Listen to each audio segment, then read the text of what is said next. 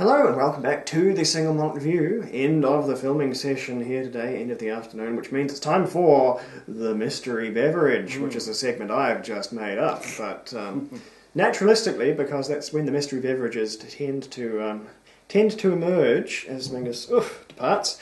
So, Dave, if I was to say, how do you think about oysters? Big fan. Oyster guy, yep. What about oysters from 2017? For sure. Think they're still good? Vintage, well-matured seafood. Vintage oyster? Well, I've got just the thing. This is a take on actually a pretty famous beer around these parts, which doesn't say a great deal. Famous small town beer. This is from the good people over at Three Boys Brewing, and it is their Imperial Oyster Stout. Yeah. From now a great many years ago. But I don't think the age is going to have bothered it. Oh dear. It's a bit of whiskey detritus there. Bothered it one bit. Oyster Stout may sound like a strange concept to folks outside of certain niches in brewing and beer appreciation, but what you have is a very dark beer with some fresh oysters boiled up in the mash. Is that right? Not in the mash so much, is it? They go in the kettle. So the hot liquor, your wort, as you're boiling your hops and everything else with it. It gets the addition of honest to goodness, usually bluff because it's made around this time of year, oysters. And in they go to be boiled up, to be then discharged at the end to become what Three Boys endearingly call floisters. And apparently if you're like an intern there, you have to eat one, and they're extremely chewy and no good anymore. But the Three Boys Oyster Stout is a bit of a legend around these parts. It's a very old standing beer, and it's a very good one. And the Imperial version, even better, just a lot stronger. Yeah, pretty much 12% ABV. So that's just under twice the strong. The normal release is a 6.5. Nothing to sneeze at on its own. Twice the oysters, twice everything, really. So, and that gives us this one. But this one will be interesting because a great many years of age as well. This one is a bit of a library release. It was the 2017 edition? Yeah, which has got to be the first year they made this. I thought they were only making this for the last few years, but apparently the Oyster Stout goes back earlier than that, but the Imperial version, maybe not. So, I wouldn't even hazard to what we should be expecting to taste here. Obviously, stout is going to be big, malty, dark, and stout at 12% as well. That's going to be super hugely rich, sweet, mega fulsome. But how the oysters have gone, that remains to be seen. There is just a big bitter coffee and chocolate from the strong stout, but there's also a hint of brine and a little bit of seafood. Distinct hint of brine in there. Yeah, a bit of shellfish, a bit of seaweed. Has lived. And I think, if you think about it, salt doesn't go off, salt doesn't go old, that's never going to go anywhere. It's always going to be a salty sort of a beer. And we've tried, not online, but we've had some experience with beers, what done got fish in them. In the past. Instagram, and you'll see a brief post from a smoked eel stout from Innovative New Zealand brewer, New. That's the one I'm thinking about, because oyster seems to be, you wouldn't think so on paper. Oyster seems to be the safe pick. It's the fish du jour if you're making a seafood-infused dark beer. Because, as we'll discover with this one, it seems that it ages real nice. It's there's nothing wrong with it. It's stable. That eel one, we tried that a couple of months out from when it was brewed. Thought it was a pretty tasty, nice, savoury drop. You really got that smoked, unagi taste from it. Half a year later, no. You tried it when it was a bit older? Had gone. No. The eel had turned in that one, and it was a distinctly, this seafood has been left out flavour, not the one that it started with. Oysters don't seem to have that same effect, which is good because half a year maybe. This is going on 5 now that this has been aging away, and if there was ever a length of time in which seafood could go bad, 5 years probably encompasses that and then some. Is it aged much before release? Because you said it was 2017, right? But how old was it at that time? I think it's gone straight into bottle. I don't think this has actually had any wood treatment to my knowledge. Cool. The straight up stout doesn't. That's somewhere possibly around 4 years. Yeah. So let's see. Oh, yeah. Rich malts, very biscuity, very chocolatey, very cakey. And oysters, thankfully, because, when you make an oyster beer, you do not want it to taste of oysters. No. That you have mistaken you have misrepresented the title of Oyster Stout. If your beer tastes of oysters, the oysters are like a hint. They're a sprinkling. They're a suggestion right on the end. It has an oily heft with a pinch of salt. I think that is where the oysters are making their presence known. Do you know what's the origin of Oyster Stout? How did it become a thing? Actually, I don't. It came from England, certainly in the dark medieval period of doing things like throwing a side of beef in with your cider.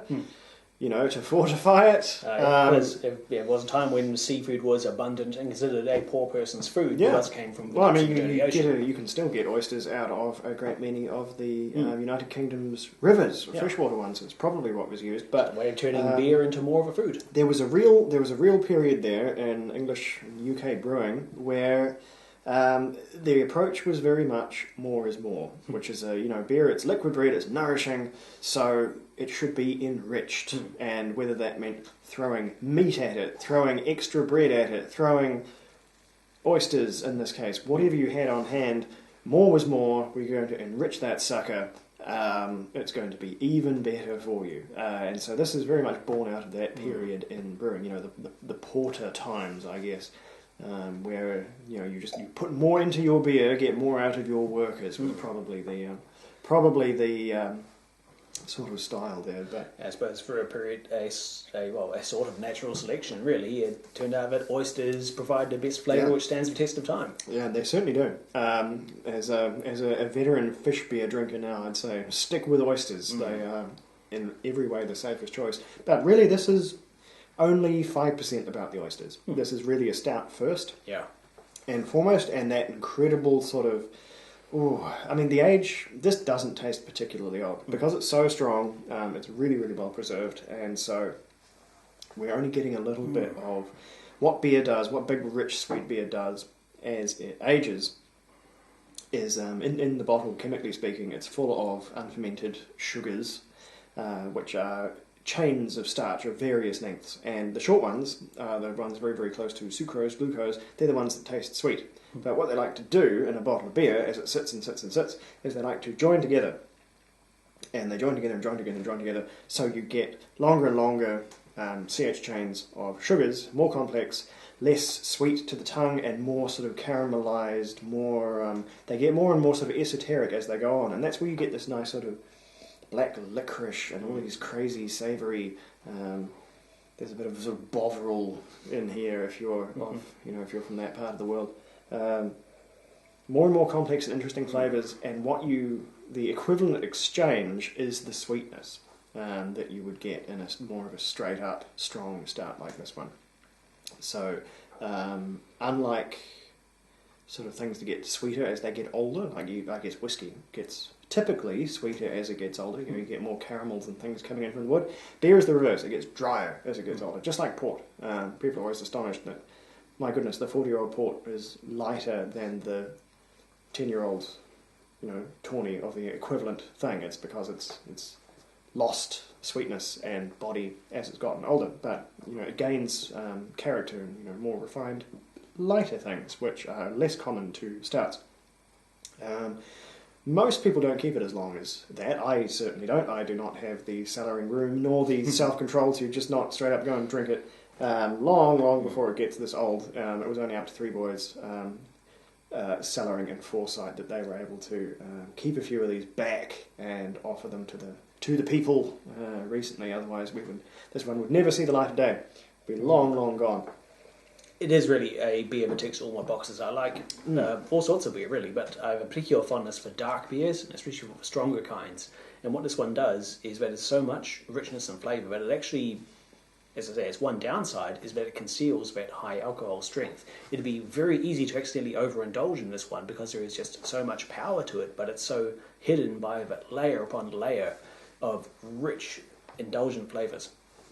Yeah, and if you're going to have this with something, which I very much recommend, I think the most important thing is have it with someone else, because if you drink the whole bottle, you've had quite a lot to drink. 3 New Zealand standard drinks, which are, I think, slightly weaker than British ones, stronger than Australian ones, goes on. But there's quite a bit of booze in there for something that's ostensibly as strong as wine.